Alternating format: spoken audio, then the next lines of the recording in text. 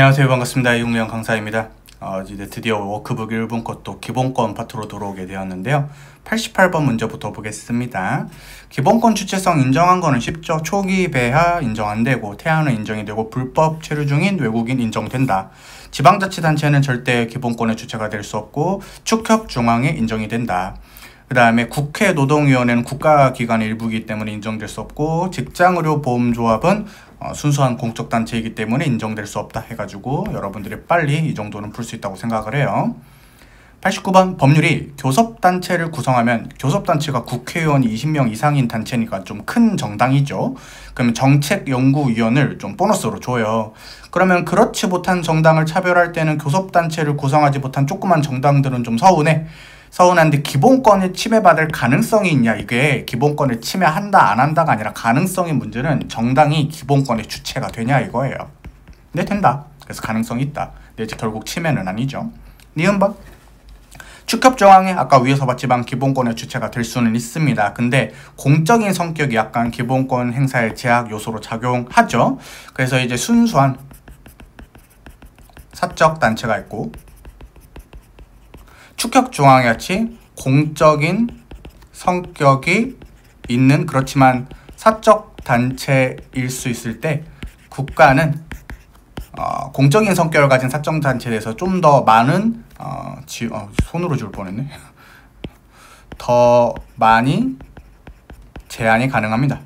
왜냐하면은 공적인 성격이 좀 섞였기 때문입니다. 그래서 이렇게 차이점이 있죠. 그래서 공법인정의 특성이 기본권 행사의 제한 요소로 작용은 하죠. 기본권의 주체가 되는 것은 변론으로 하고, 그 다음에 이제 불법 체류 중인 외국인도 성질상 인간의 권리에 해당하는 이제 신체의 자유, 주거의 자유, 변호인의 조력을 받을 권리, 재판 청구권 등에 대해서 주체성 인정이 되는 건 맞는데 여기서부터 틀렸죠. 국가인권위원회 공정한 조사를 받을 권리가 애초에 기본권 자체가 아니에요. 그래서 뒷부분이 틀렸다. 그 다음에 주택 재개발 정비사업조합은 이제 공법인에 지에서 기본권의 수범자로 기능하죠. 이 경우에는 기본권의 주체가 될 수 없다. 그래서 맞는 지문. 그래서 적절한 것은 2개가 되겠네요.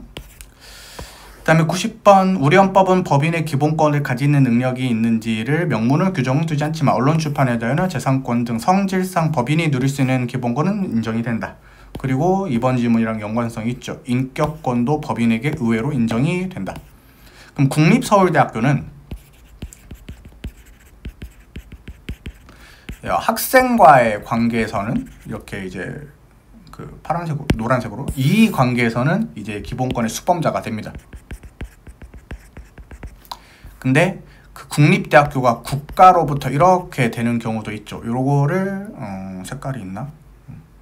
이거를 이제 빨간색 네모로 그려보자면 이렇게 되면은 이때는 이제 기본권의 주체가 돼요. 그래서 국립대학교는 기본권의 수범자이자 기본권의 주체라는 이중적 성격이 있기 때문에 물론 기본권의 수범자이긴 하지만 기본권의 주체가 될 수는 있기 때문에 틀린 지문입니다. 그 다음에 4번 이건 이제 다 알고 있는 지문이죠. 법인 아닌 사단 또는 재단, 법인은 아니지만 대표자의 정함이 있고 독립된 조직처로서 활동을 한다면은 거의 법인처럼 봐서 법인 아닌 사단, 재단의 이름으로 헌법소원을 청구할 수 있는 능력을 가지게 되죠. 그래서 이게 법인격 없는 사단이라도 일정한 요건을 갖추면 된다. 이렇게 되죠. 91번 정당은 기본권의 주체가 될 수 있죠. 틀렸고요. 초기 배하 아까 우리 풀었지만 기본권 주체성은 부인이 된다. 맞죠?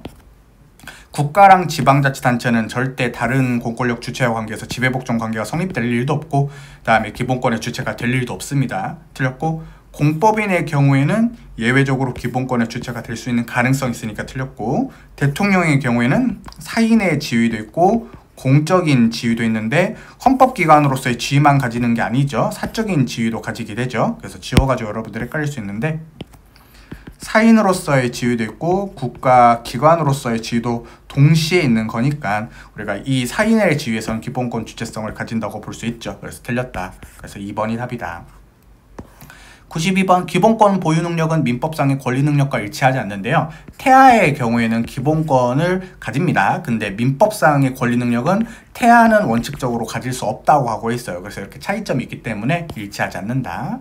그럼 입법자가 선거 연령을 18세로 제한하고 있죠. 그럼 기본권을 못 가지게 하는 거냐? 아니다. 기본권을 가질 수는 있지만 행사를 못하게 하는 것이다 해가지고 틀린 지문이죠. 그 다음에 생명에 대한 권리도 태아에게 기본권 주체성이 인정이 된다.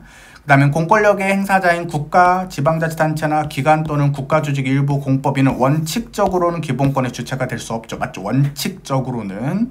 물론 이제 공법인은 예외적으로 기본권의 주체가 될 수 있다는 것은 아까 문제를 풀었습니다. 그래서 맞고, 그 다음에 상공회의소 약간 특수성을 가지고 있지만 우리가 설립, 관리면에서 자주적인 단체로 결국 사법인이긴 해요. 그래서 상공회의소와 관련해서 결사의 자유는 보장이 되는데 참고하실 게 이 상공회의소에서 회원가입을 되면은 의결권이나 회원권을 가질 수 있어요. 근데 이거는 재산권성은 없습니다. 왜냐하면 처분이 불가능하기 때문이죠. 그래서 이런 것들을 여러분들 한 번씩 공부할 수 있는 실력이 될 것 같아요.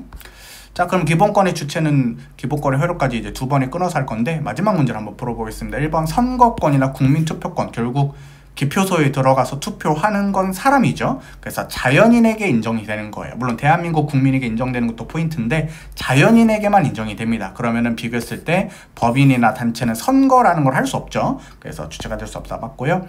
기본권 주체성의 인정 문제랑 기본권의 제한이 정도는 별개의 문제이기 때문에 외국인에게 근로의 권리에 대한 기본권 주체성을 인정한다고 해서 곧바로 우리 국민과 동일한 수준의 보장이다? 그러면 근로의 권리를 나눠보면 일할 자리에 대한 권리고 일할 환경에 대한 권리가 있는데 이거는 국민도 가지고 외국인의 경우에는 일할 자리에 대한 권리를 못 가지는데 일할 환경에 대한 권리를 가져요.